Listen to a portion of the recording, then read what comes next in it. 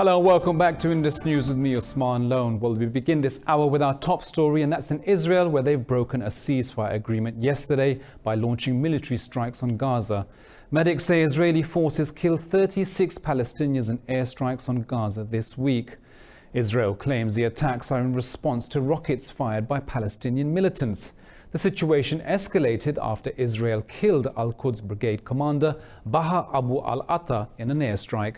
Palestinian Prime Minister Mohammed Shtayyeh says Israel is using the escalation to solve its own political problems.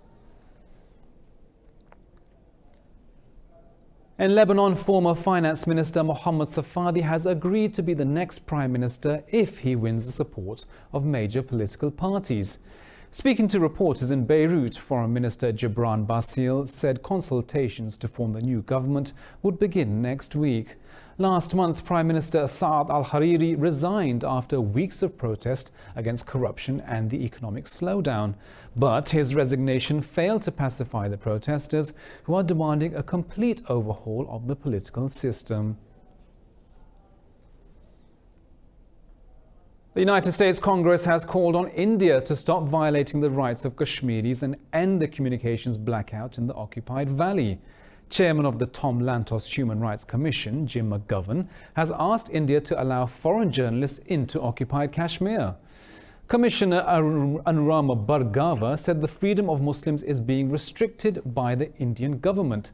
Bhargava said the BJP government is pushing an ideology that suggests only a Hindu can be an Indian citizen. She said political and community leaders in India consider religious minorities as either inferior or alien. The US Congressional Commissioner said India is denying healthcare to millions of people under the lockdown in occupied Kashmir. Now, the US has asked South Korea to pay for the cost of American forces deployed for its defense.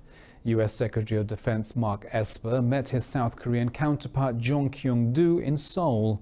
Talking to reporters afterwards, Jong said the cost-sharing pact should be fair and mutually agreeable. Esper said it's crucial for Washington and Seoul to reach an agreement on cost-sharing for US troops. It's a wealthy country. This is a very strong alliance we have, but Korea is a wealthy country and could and should pay more to help offset the cost of defense. The only ones who benefit from expiration of GSOMIA and continued friction between Seoul and Tokyo are Pyongyang and Beijing.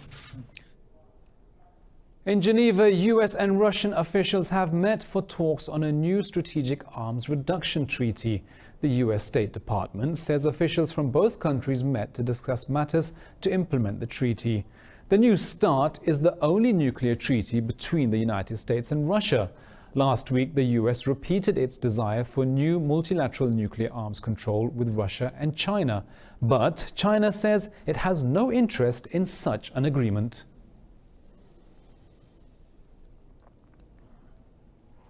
Russia has called for an end to the US military's occupation of oil fields in northern Syria.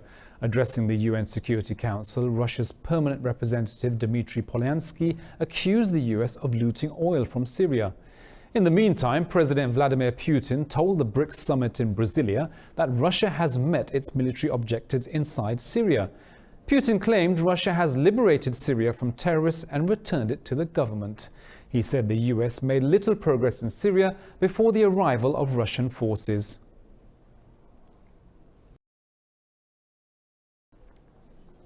Bolivia's interim government and members of the party of ex-President Evo Morales have struck a deal to hold new elections.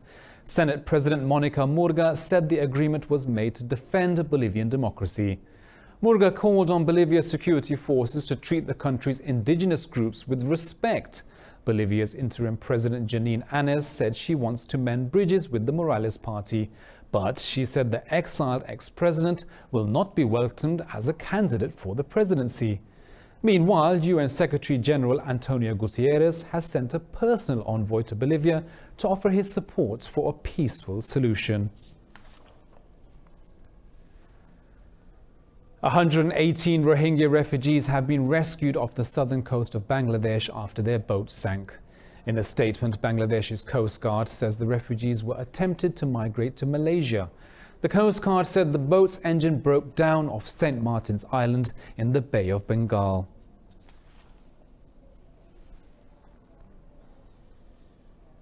In the US, 2 people have been killed and 7 wounded after a shooter opened fire at a high school in the Northern California city of Santa Clarita. More in this report. Los Angeles Sheriff's Office Captain Kent Wegner said the shooter saved the last bullet for himself with the intention of killing himself on his 16th birthday. Wegner said the entire incident was recorded by closed-circuit cameras.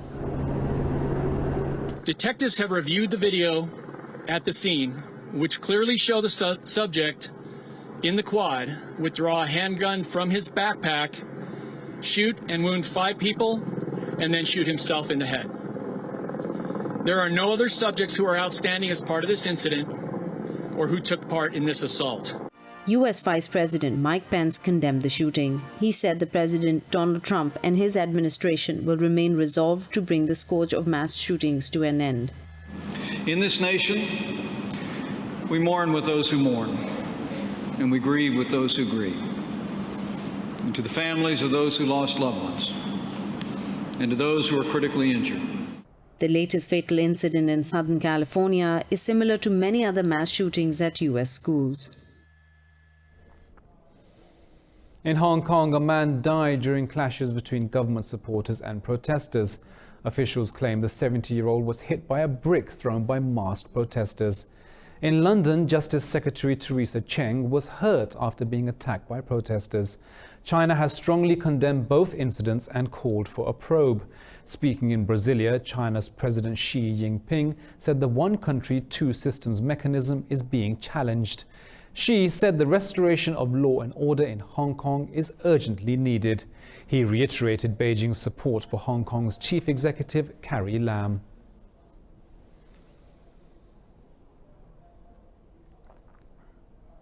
Hong Kong's economy has plunged into its first recession in a decade after months of political unrest and the trade war between China and the US.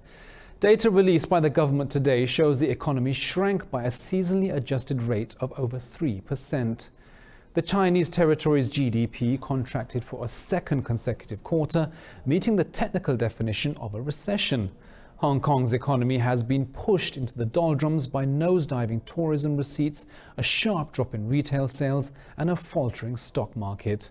Government data shows the economy is now at its weakest since the 2008 global financial crisis. This was the first year-on-year decline in more than 10 years. Overall investment expenditure fell stiffly by 16.3%.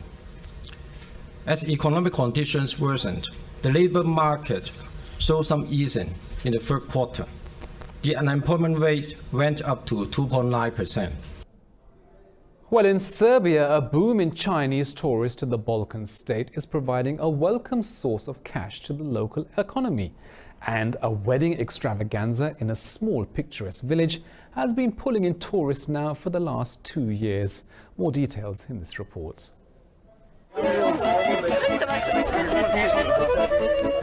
Peals of laughter erupted as Chinese tourists were led through a series of rural traditions in Serbia's holiday village of Gostol Jubilej. The women were given traditional white aprons, while men, donned in boat-shaped peasant caps, were cast in wedding roles.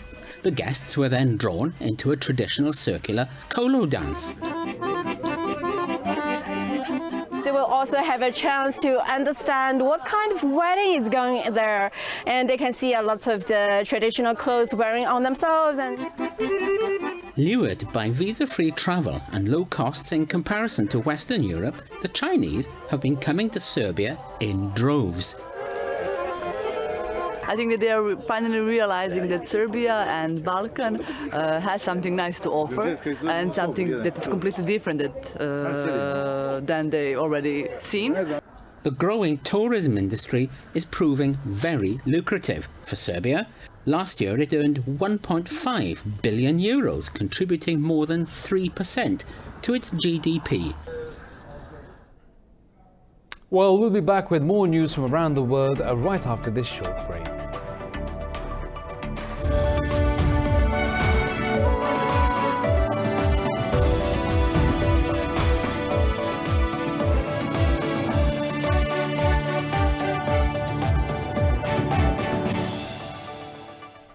Hello again, nice to have you back. Now, China has completed a crucial landing test ahead of a historic unmanned mission to Mars in 2020. The China National Space Administration says the mission aims to conduct a global and comprehensive exploration of Mars. More on the Red Planet in this report. The Mars lander underwent a hovering and obstacle avoidance test at a sprawling site littered with small rocks. The experiment simulated the uneven terrain on Mars and verified the craft's design accuracy. Today's test verified the procedures, including the lander's separation with the main body of the spacecraft, and then searching for a safe landing spot.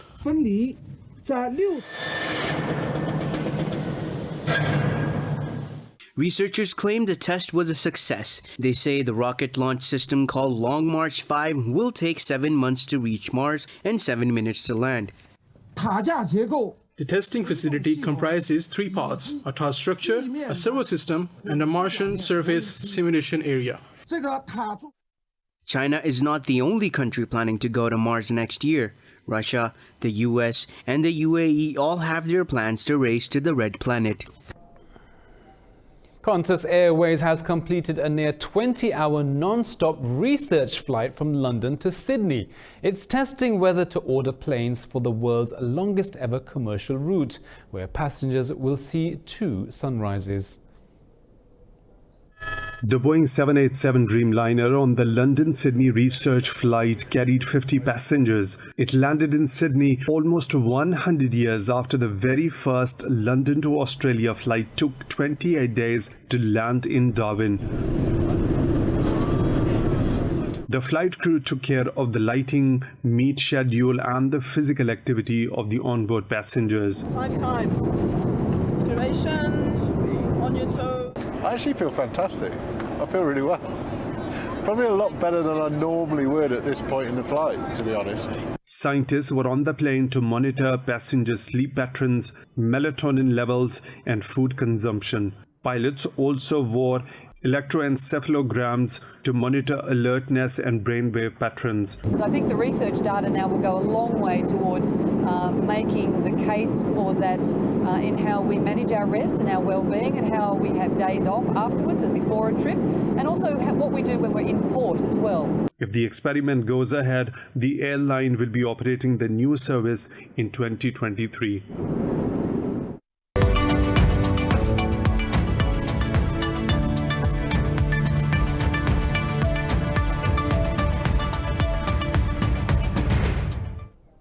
Now let's take a look at the world of business news. And Prime Minister Imran Khan says Pakistan's economy has stabilized, with all economic indicators on a positive trajectory.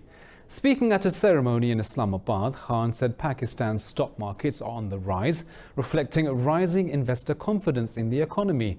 Meanwhile, Pakistan's Bureau of Statistics has reported that trade deficit for October fell by over 29% and exports rose by over 6.5%. The Prime Minister said he aims to create millions of jobs for Pakistan's young generation. Khan noted the huge potential to produce hydroelectric power in Pakistan. He said a move away from fossil fuels will provide affordable and environmentally friendly energy to Pakistanis. Russia says it opposes the rolling over of existing oil production quotas agreed with OPEC. Saudi Arabia is expected to push for the rollover when OPEC oil ministers meet their Russian counterparts in Vienna early next month. Speaking at the BRICS summit in Brasilia, President Vladimir Putin said Saudi Arabia has taken a tough stance in oil production. And he said this is because of the oncoming flotation of shares in Aramco. Putin said Russia should enhance its cooperation with OPEC beyond oil production. Since January, Russia and OPEC have slowed the output by over 1 million barrels a day to support prices. In July, OPEC and Russia agreed to maintain existing production levels until March 2020. E-commerce giant Alibaba has priced shares in its forthcoming secondary listing in Hong Kong at $24. Alibaba says it will issue 500 million new ordinary shares. The e-tail giant says 12.5 million shares will be reserved for retail investors. The retail shares will be priced at no more than $24. European stock markets are trading mixed after White House comments suggested the US and China are close to a trade deal. Technology and trade-sensitive mining stocks are fueling the gains. The CAC 40 in Paris is trading nearly 2% higher after Orange Telecom stocks gained 2.5%. London's FTSE 100 has dropped nearly 0.5%. Frankfurt's DAX index has also gained a fraction after stock prices for semiconductor manufacturers Infineon and ST Microelectronics and ASML rose. In Asia's Tokyo's Nikkei 225 index closed over 0.5% higher. The Shanghai Composite lost over 0.5% after China's industrial production in October disappointed economists.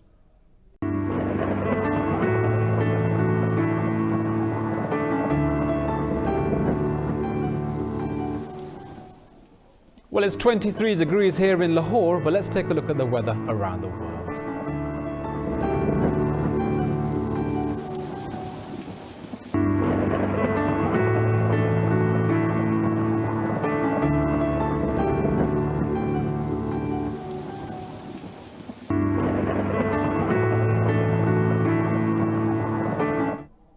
Well, that's all from me and the team here in Lahore, but don't forget, for the latest updates, you can follow us on social media at indus.news. Bye-bye.